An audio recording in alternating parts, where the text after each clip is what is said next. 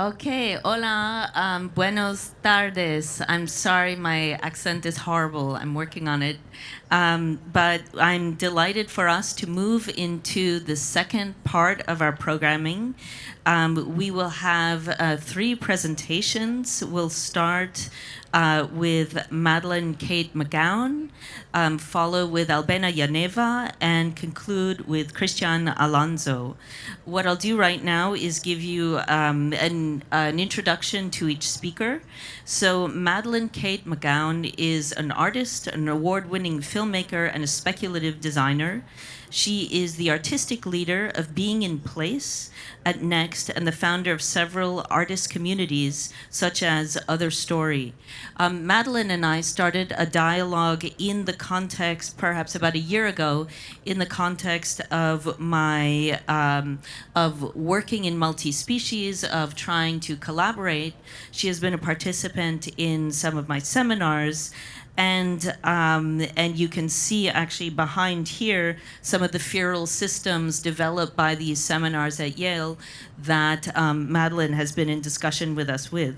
So her latest article on her artistic method, Radical Softness, was presented in Pars, and she is a guest lecturer at the Copenhagen University.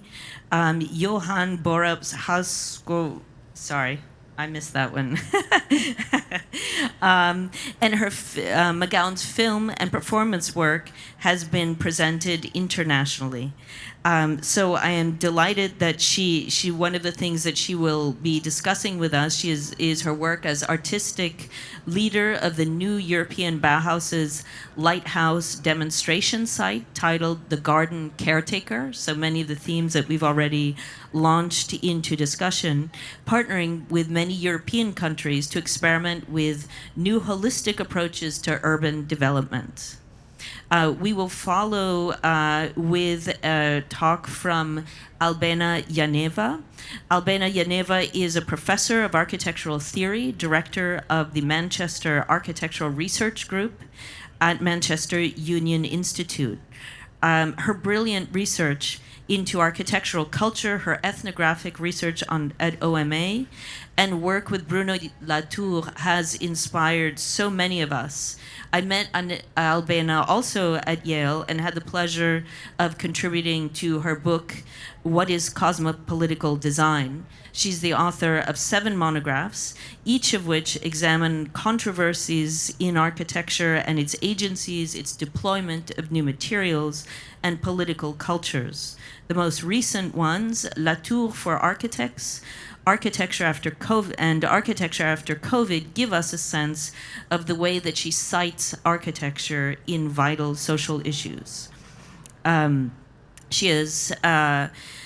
So I had, while I had the pleasure of, when I visited one of Albena's seminars in Manchester, I also had the pleasure of understanding the broad range of her other research. In addition to writing, she has done projects and studios with data visualization, experiments in developing all kinds of visualizations of public voices, and a huge range of powerful work in addition to writing.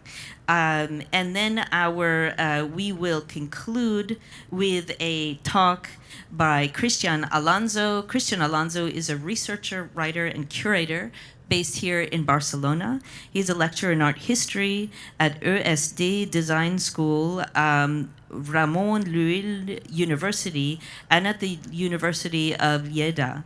He has been a coordinator of on-mediation programs on curatorial practices from 2013 to 21. His research is amazing, and it links so intimately to a lot of the work that we have been discussing.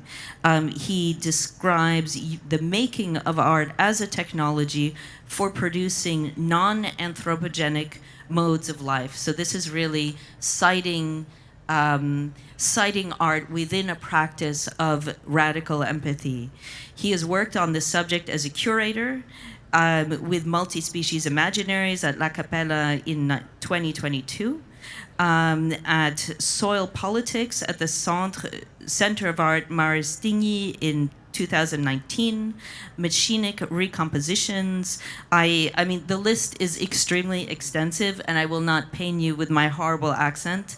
Just to say that, Christian, your work is deep, inspiring, and it is kind of a foundation to all of our practices. So I'm delighted to be honored with these three brilliant speakers. Thank you.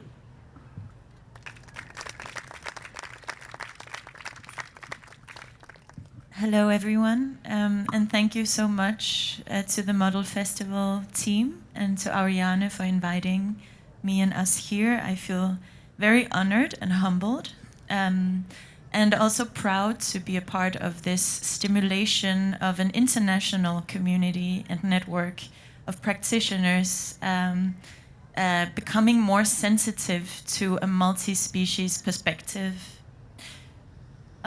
So what I want to touch upon today is my practice based in Copenhagen, Denmark. And specifically, I'm working right now on a project that is a lighthouse demonstrator under the new European Bauhaus. So we were talking about the European Green Deal before, and this is a part of the budget of that. Maybe some of you have heard about it, but it's the European Commission and Ursula von der Leyen that has activated this as a way of inviting an intersectional and cross-aesthetic collective of practitioners into the transformation of urban landscapes. So in Denmark, we are doing something called the garden caretaker. So I'm actually at the wrong slide, so I'm just gonna, there we go. The garden caretaker. So the garden caretaker is a character that we are suggesting for society. So you can say it's also taking the conversation from just before, as this is a suggestion for a new citizen. The garden caretaker is a character that we have placed in an industrial site that is now a construction site. It is a place in transformation where housing and buildings are being built right now, and a place that is violent, you can say, if you look at it from a multi-species perspective. So in this concrete landscape, we are placing the garden caretaker. And as a beginning, we collected a group of people, a performance artist, a biologist, an anthropologist, and an architect, asking the question, what happens if we listen to the place before we develop it? And what happened was that we listened and we found a network of creatures, different insects, microbes, birds that were in that specific area. So it's a rural and urban area in the outskirts of Copenhagen.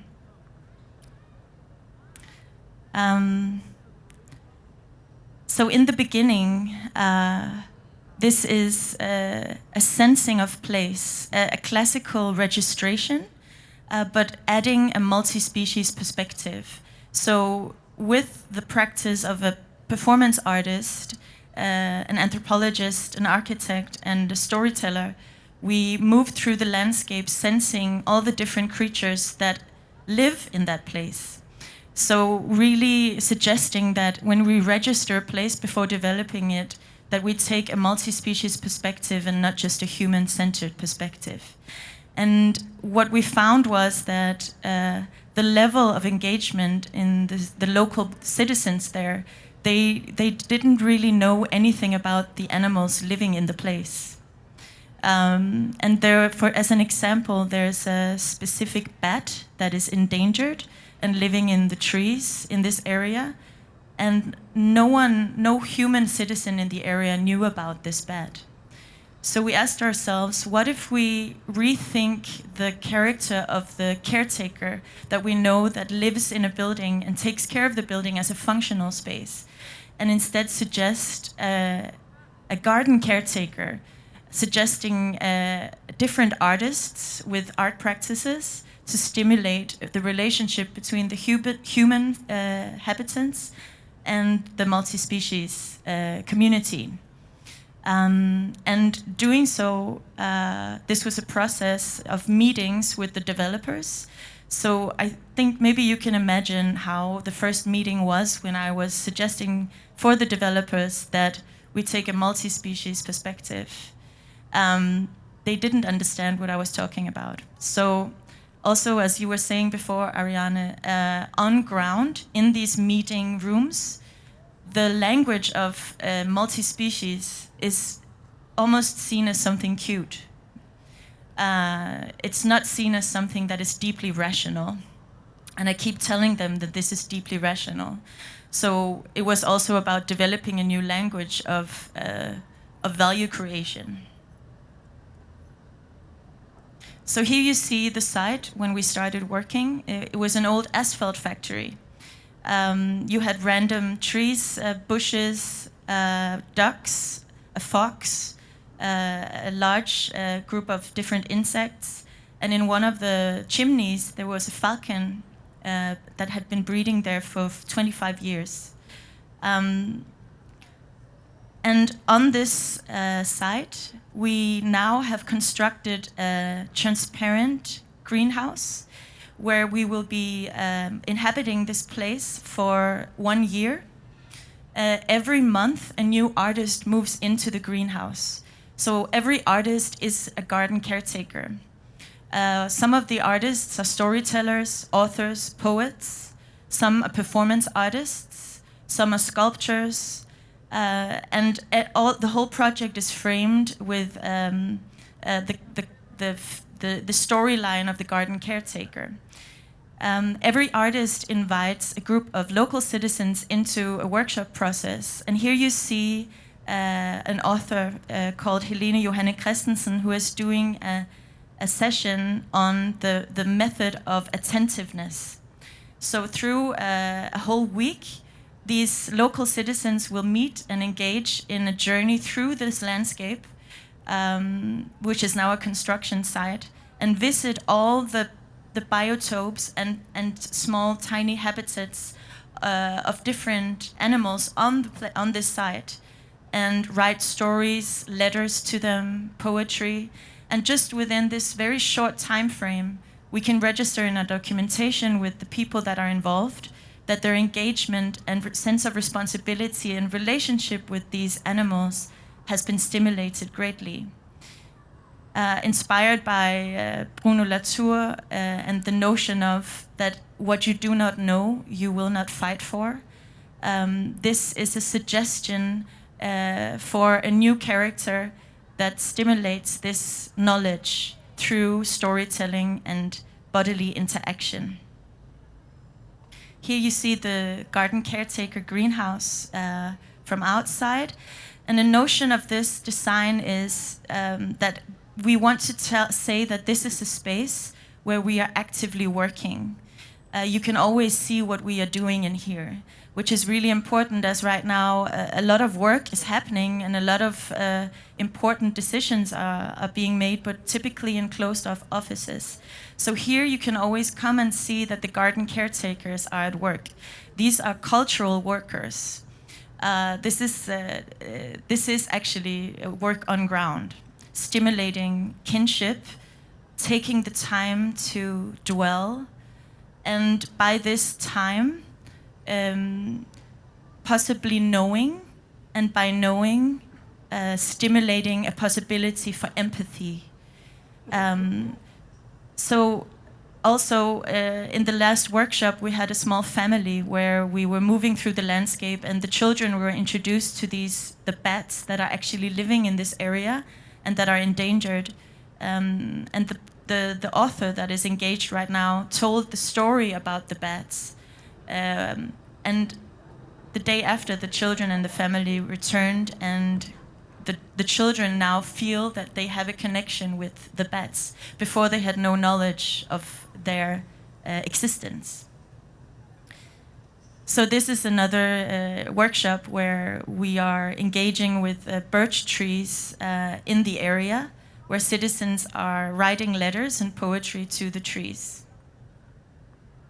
And here are, I just want to go through the program quickly, so you get an overview or a sense of the different garden caretakers.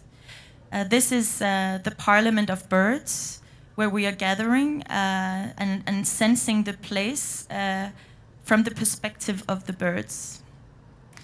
An image from a workshop of citizens writing letters to the birch trees.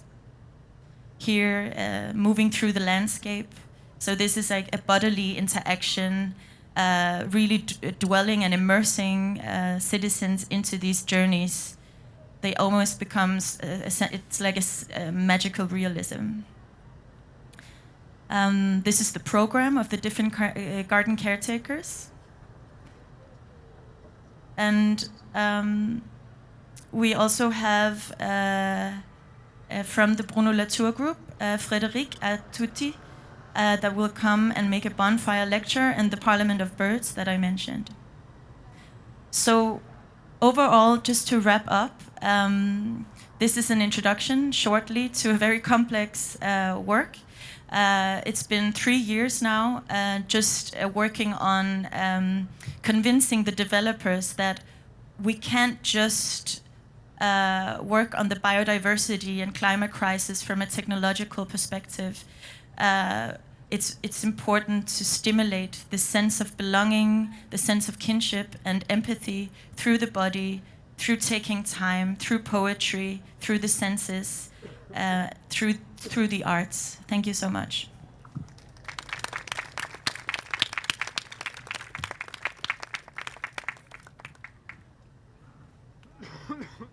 Thank you.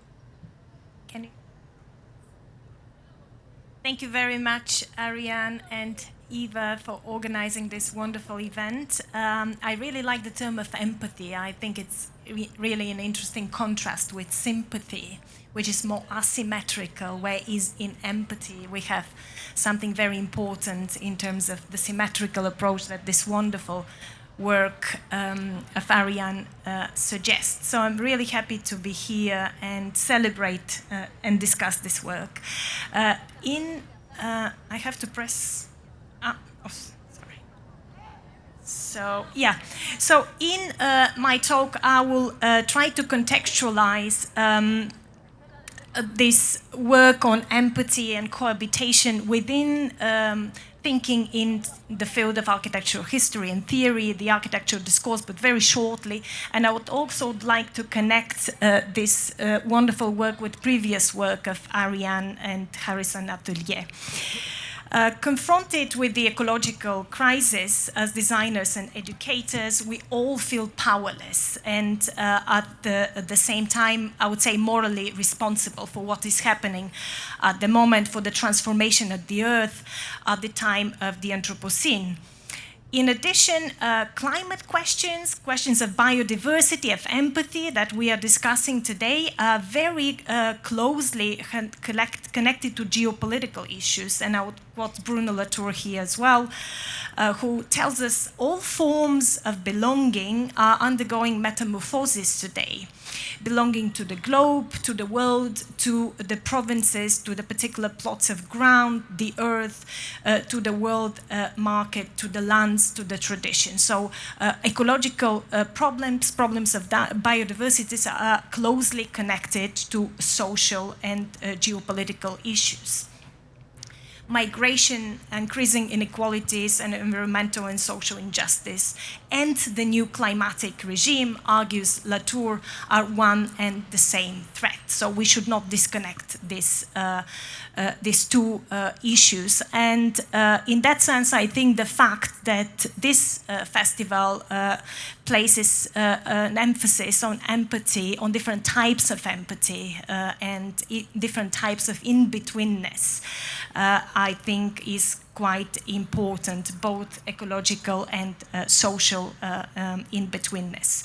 The global pandemic also is playing, I think, as a rehearsal for what is to come, and hints to a future shaped by a radically new engagement of designers with the fate of the planet Earth. So this moment of ecological crisis has challenged how we as humans understand our place in the world and also in history. It has been described as the end of history or even the end of the world. It has also made us rethink how humans relate to others, and I think that's exactly why empathy and interspecies relationships are very important here, and what it means to be human at all. In this landscape. We talk about post-human, we talk about post-natural. So in this spirit, the concept of nature becomes problematic. Nature is not any longer something passive, something that we can embrace from a faraway perspective. It's not longer something that is out there existing as a whole, but something that has to be created. And I like the concept of crafting and rethinking, building surfaces and built environment, remaking it from the point of view of cohabitation, of the cohabitation of species. I will like to begin with the concept of nature, taking you very quickly to the Swiss Alps.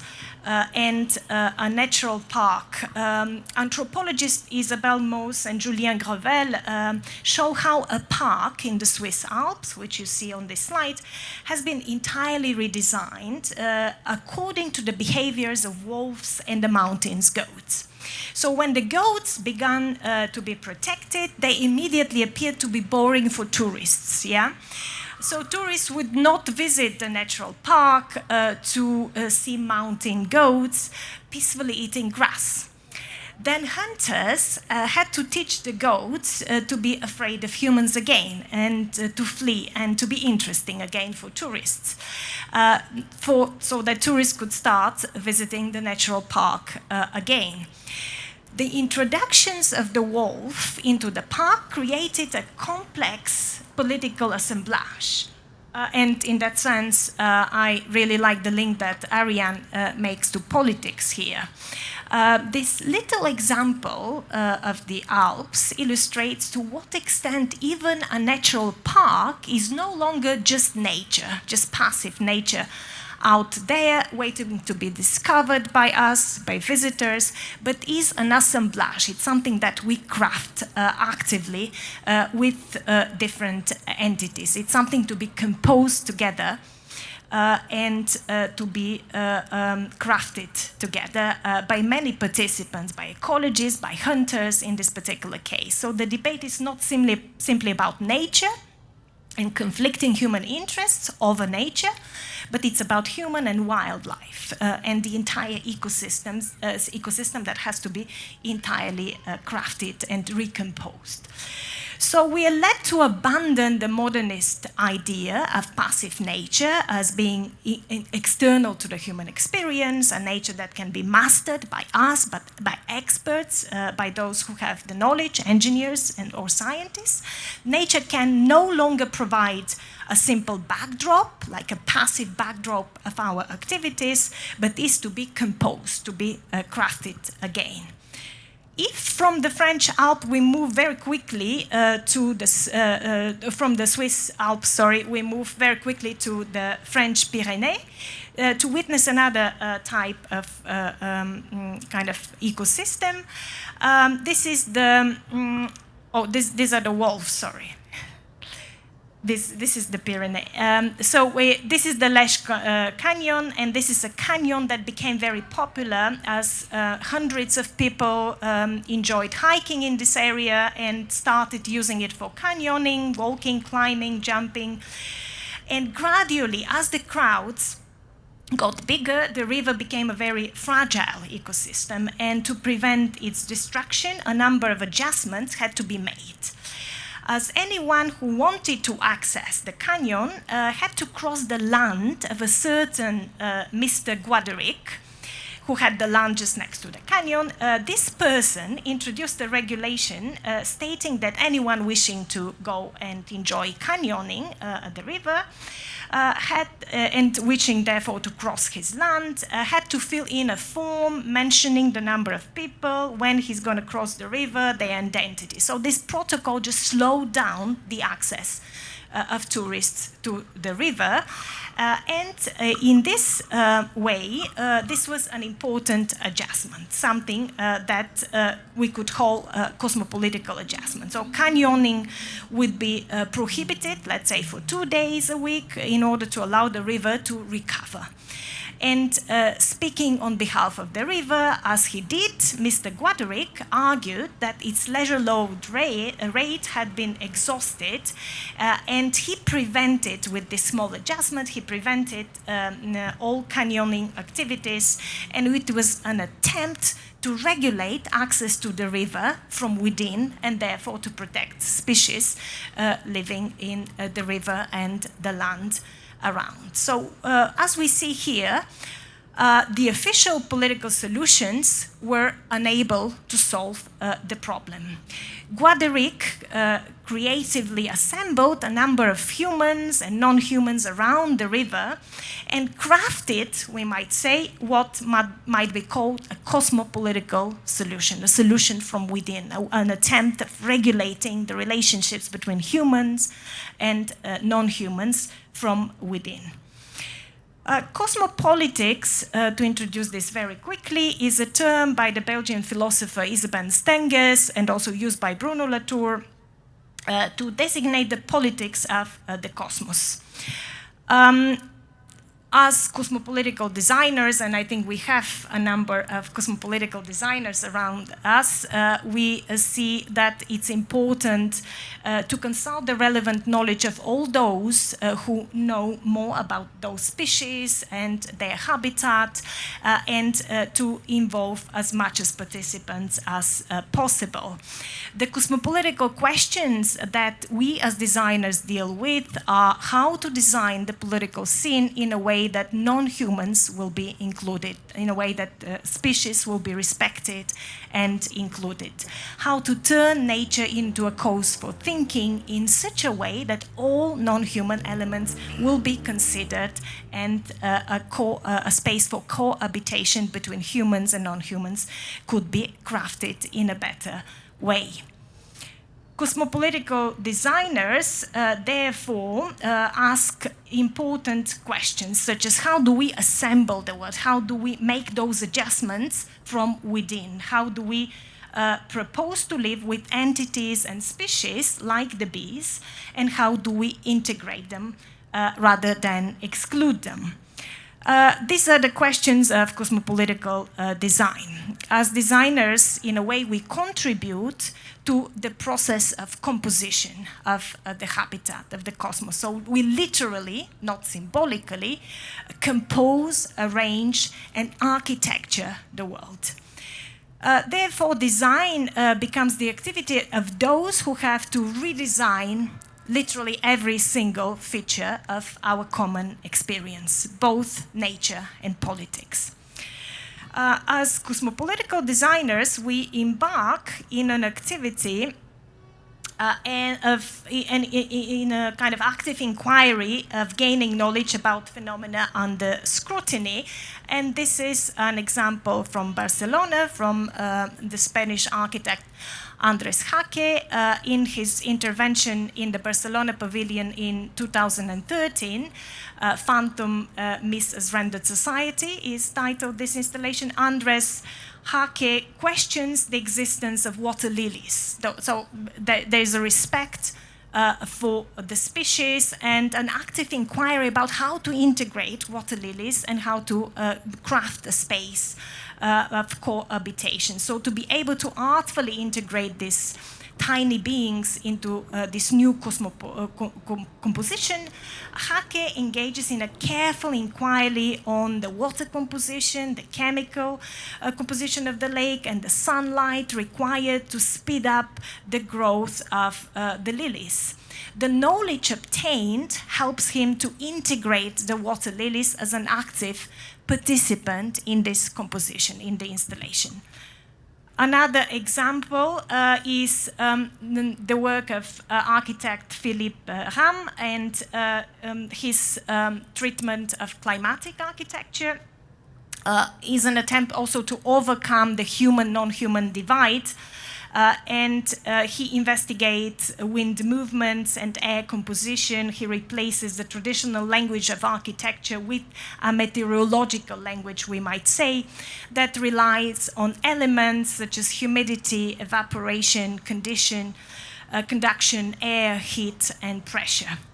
Again, we see here the crafting of new compositions on the basis of warm and cold climates and a way to reconfigure the relationships between different entities that come together.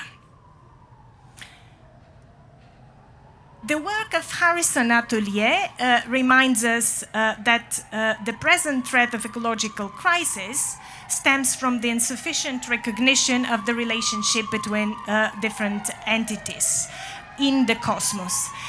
This may include humans, along with animals, but also chemicals, molecules, and other entities. So their previous work also deals with much more molecular entities, I would say.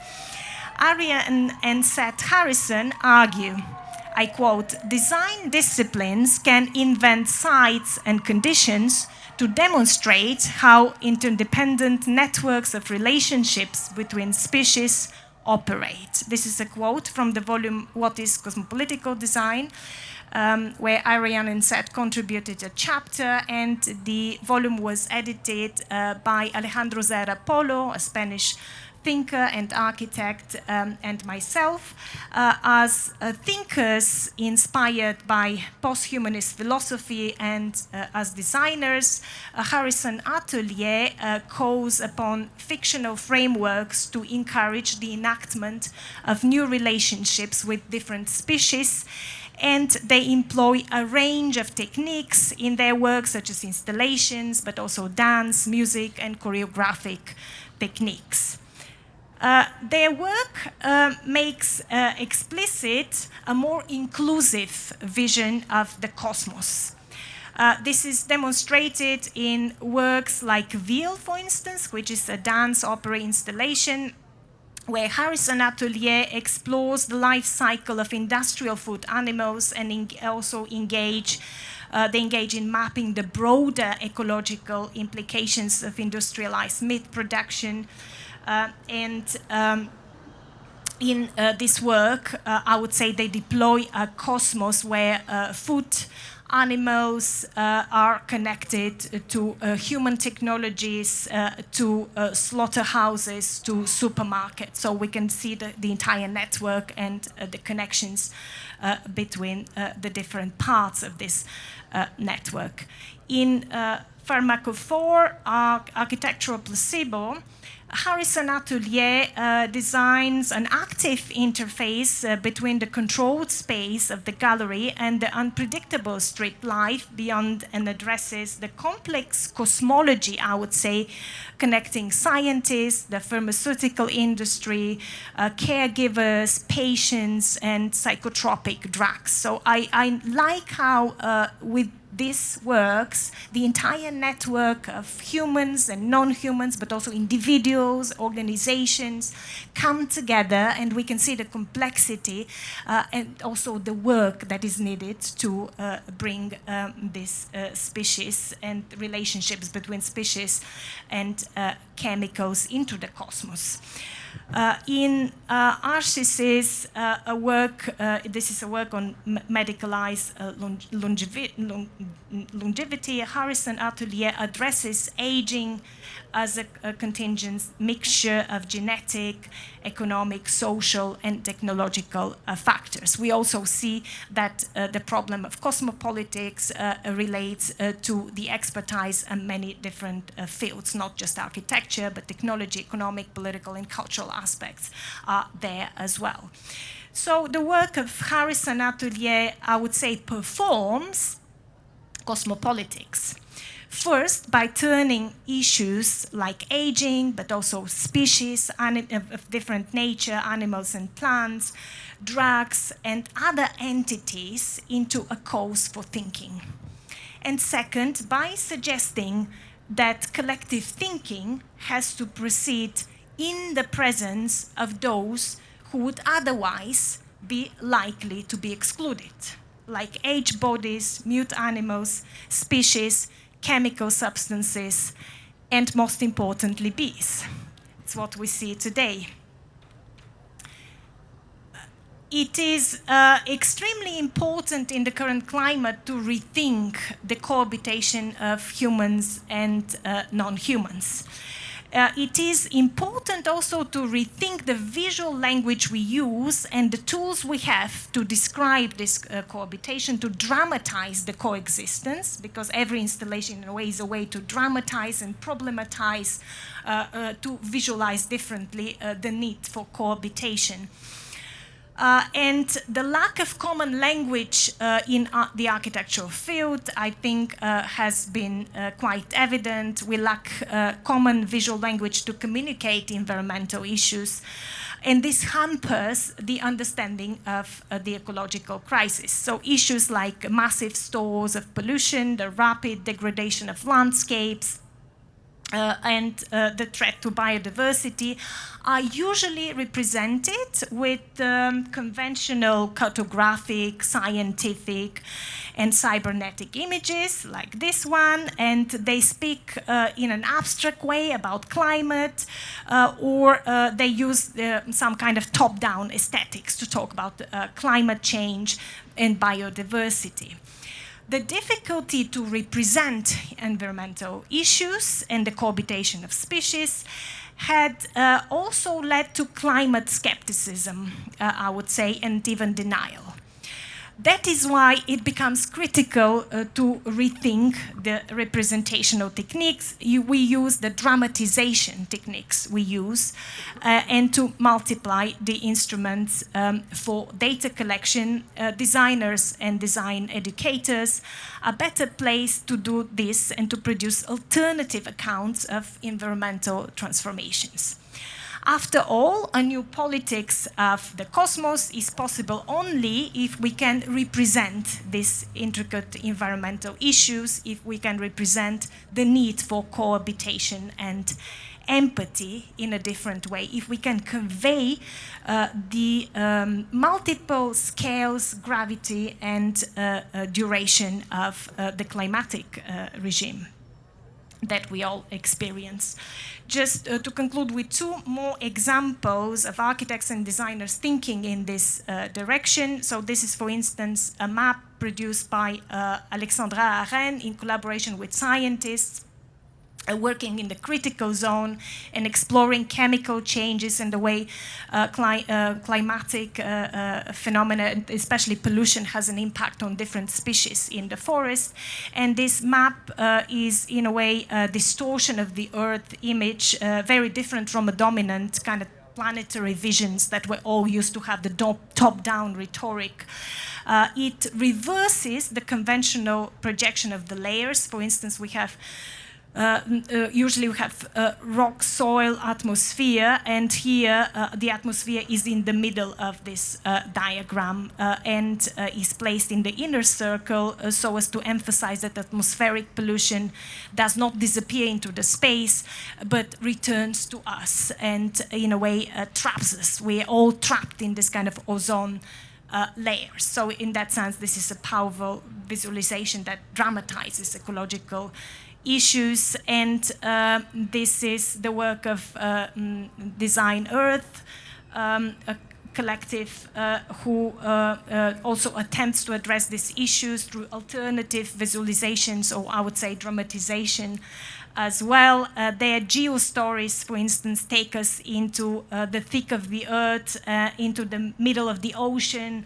in the middle of oil extraction, where we can see infrastructure, melting icebergs, and different species also, and waste management and other phenomena also represented. So addressing questions of deforestation, resource extraction, and the cohabitation of species, as we see here, is a very differently dramatized than just speaking about the purified concept of nature, which is out there and which we need to protect.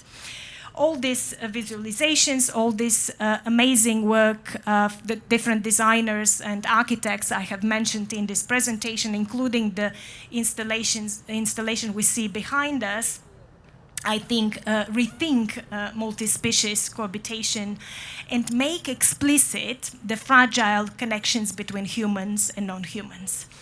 They craft new layers, new compositions, new interlocking kind of swarms of actors get together. We can see different technology also, including the technologies that Ariane experimented with, which are also part of this thinking of how we achieve cohabitation.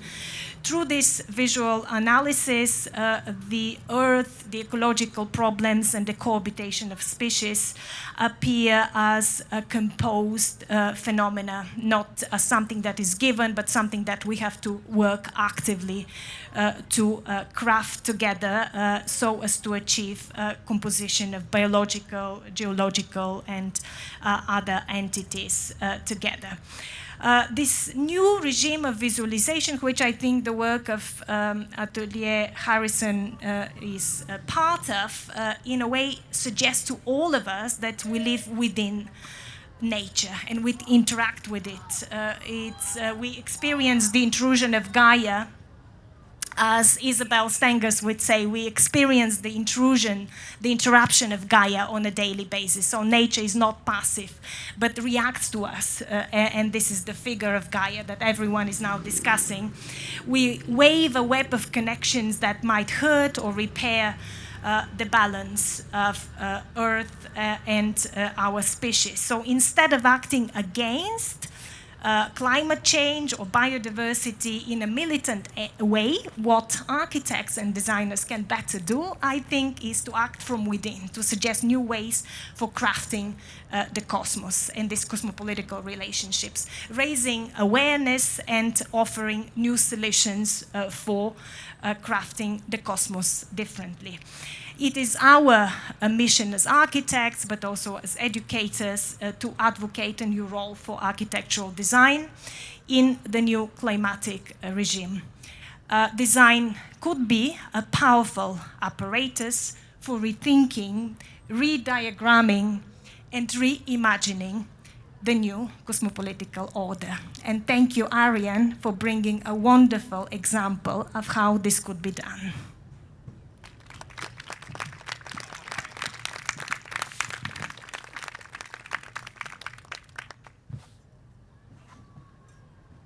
Is that working? Perfect. Well, thanks for this wonderful presentation. I will try to keep my presentation within the 15 minutes I thought I was given, because apparently there's another talk after our. No, isn't that there is like a presentation? Anyway, so first of all, thank you for the introduction, Ariane. Just to clarify, I don't work at SD anymore at the SD University. I was recently appointed director of La Panera Art Center in Lleida.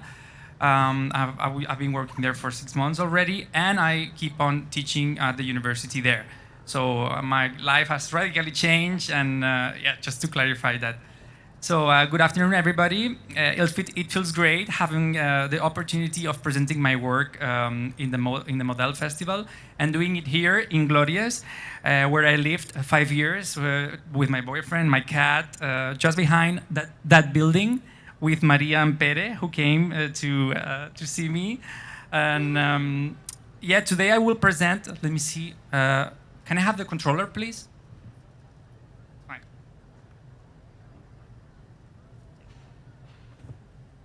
Cool. Let me just arrange. Okay. So today I will present to you the project Multi-Species Imaginaries, a situated curatorial research project that so far involved 2 exhibitions, workshops, walkscapes, symposia, roundtables, presentations, and so on.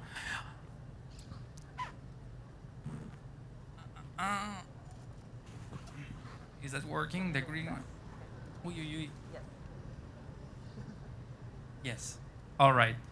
So on the left side, you see a picture of the exhibition shown in La Capella Art Center in Barcelona 2022.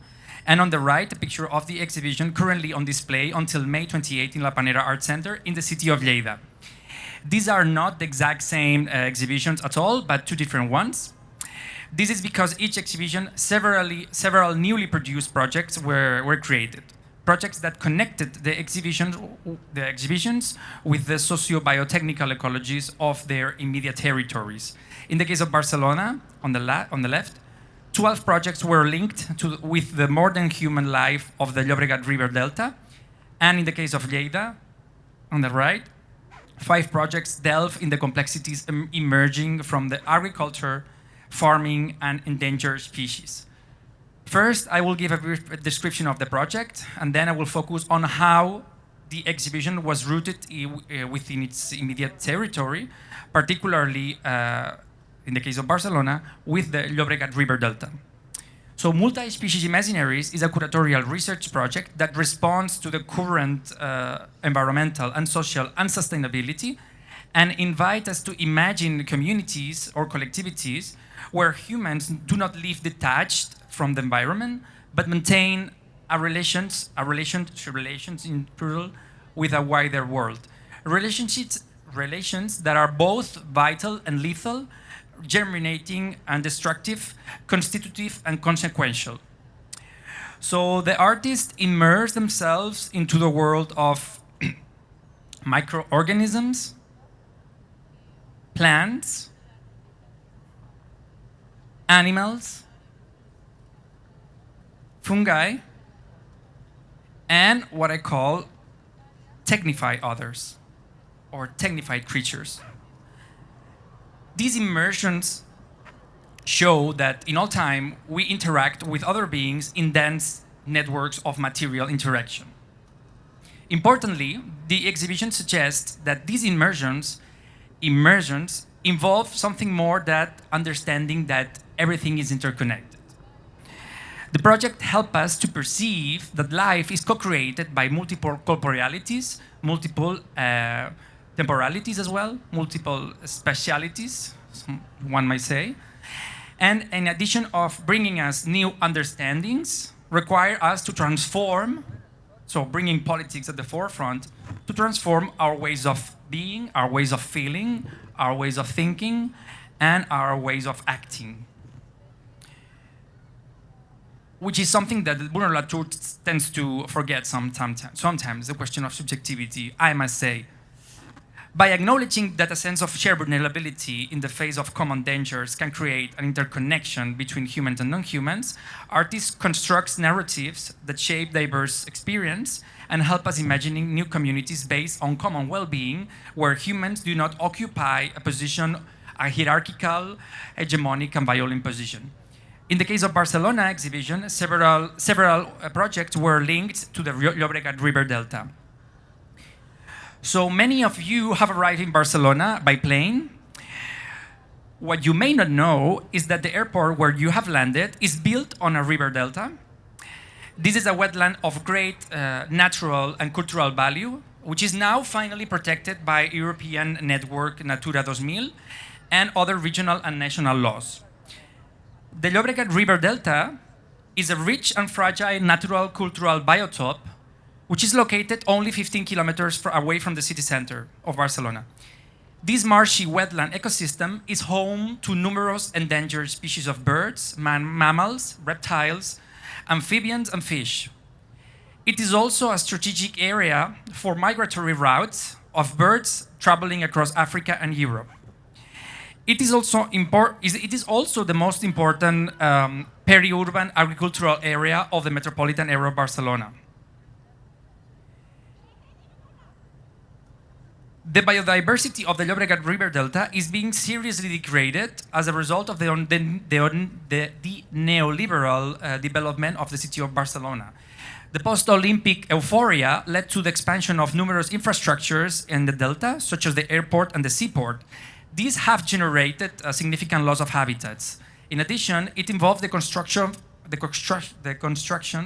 of an extensive network of roads, highways, and train tracks, which have fragmented the space and restricted mobility, human and non-human mobility, across the few protected areas that are still preserved.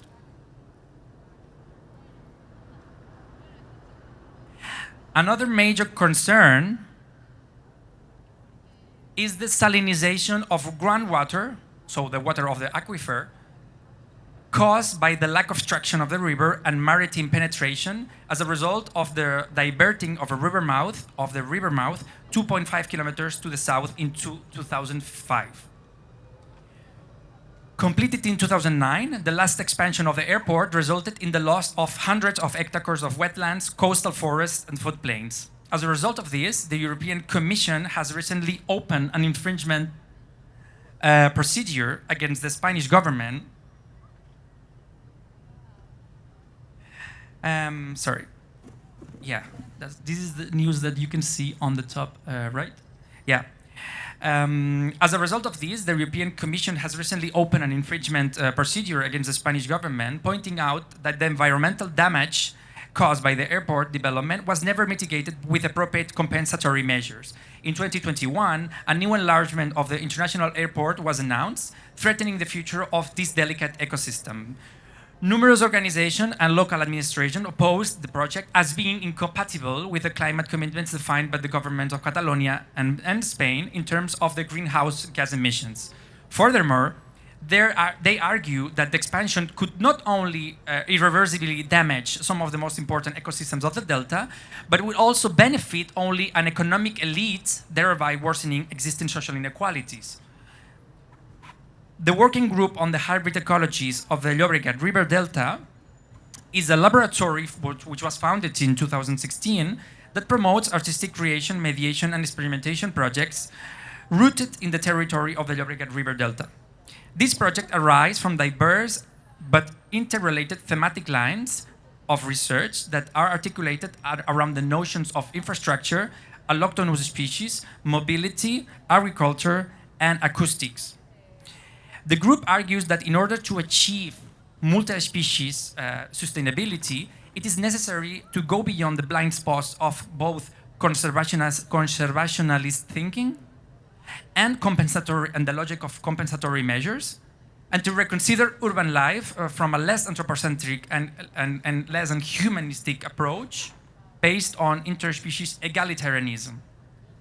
Among the newly produced projects shown in La Capella, so that is in Barcelona, I'd like to highlight the one titled Observatory of the Llobregat River Delta, Patterns of Complexity.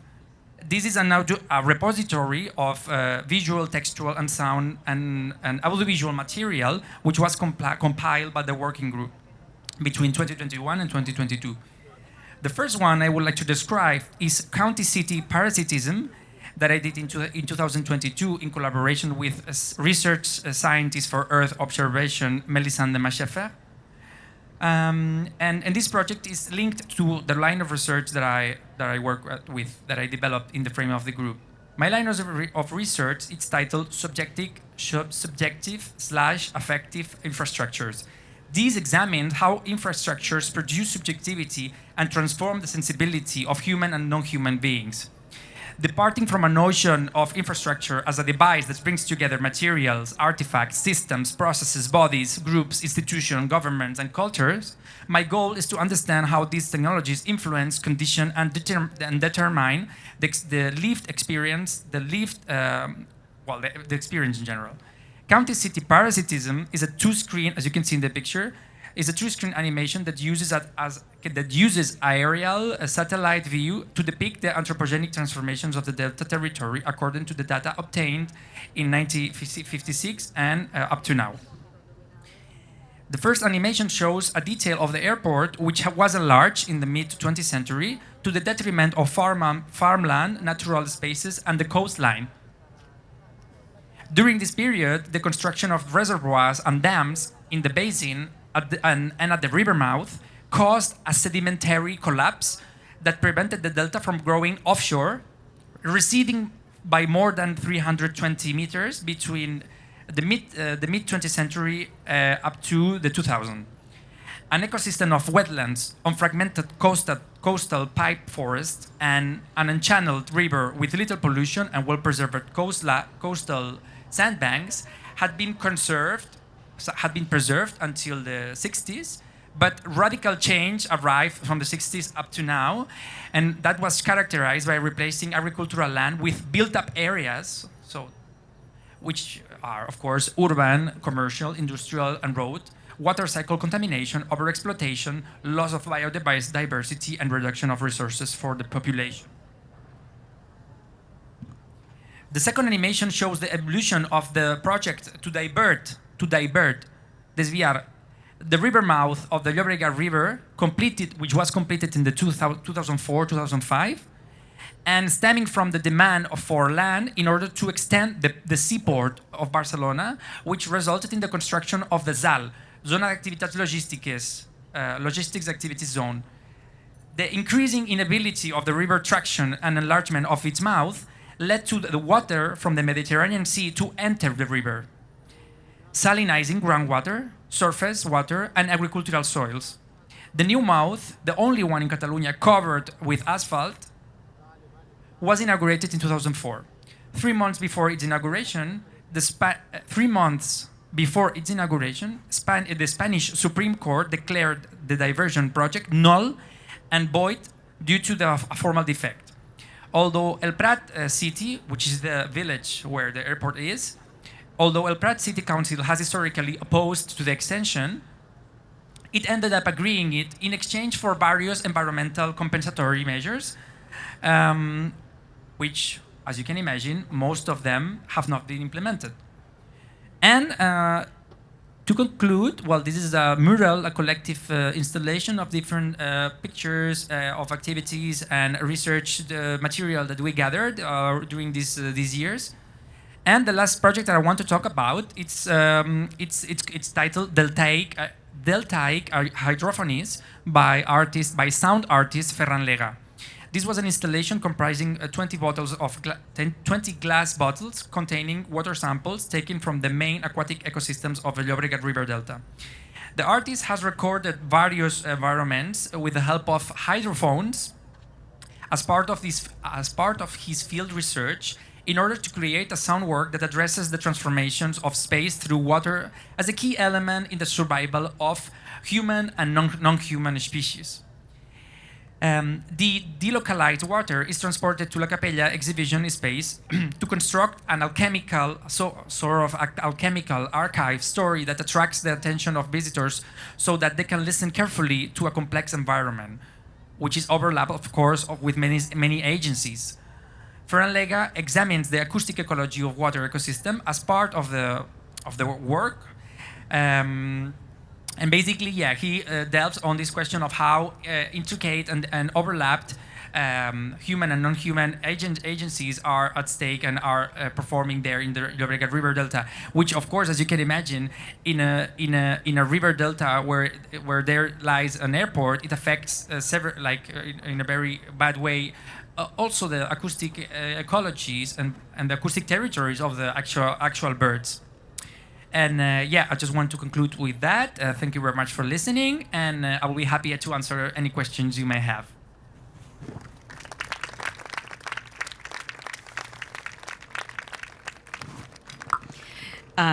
Thank you so much, Madeleine, Albena, and Christian.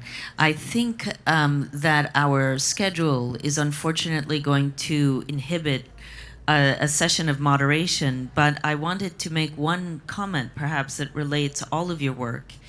I feel that the first set of presentations allow us to they should a certain agreement between or on the physical dimension of design. We talked about materiality, we talked about practices between the IAAC in Areti's work and in my work that are very concrete and that speak to empathy.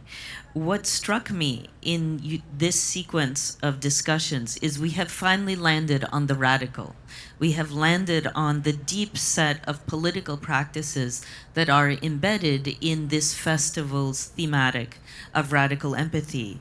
And so we could it feels to me that the radical emerges in your describing the kind of connective social narratives and practices produced by the garden caretaker, that the garden caretaker is a radical figure in his or her connection to connecting the unseen and unheard to a larger community.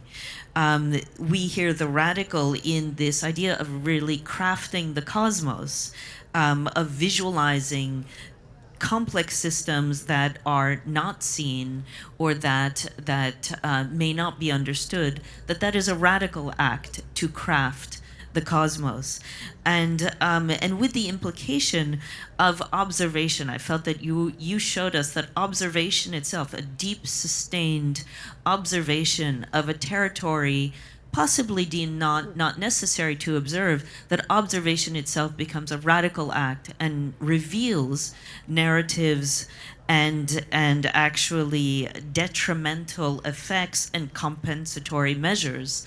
But you have shown us, I think, in these practices of the garden caretaker, the crafting of the cosmos, and in your case, I would say a kind of radical observer, the political quality that maybe characterizes the term radical in each of your works. So thank you very much. And Eva, I think I will turn this to you.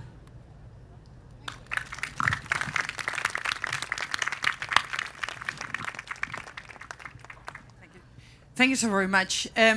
It's always incredible to actually hear some of the authors that have constituted some of our reference in architecture, in critical thinking, like Bruno Latour, appear through so many of your work. And I think probably what we actually need is to establish and construct new references. And I think all of you are references in our local scale and also in the context of the European Bauhaus and some of the artistic and research practices, all of that. So thank you so very much.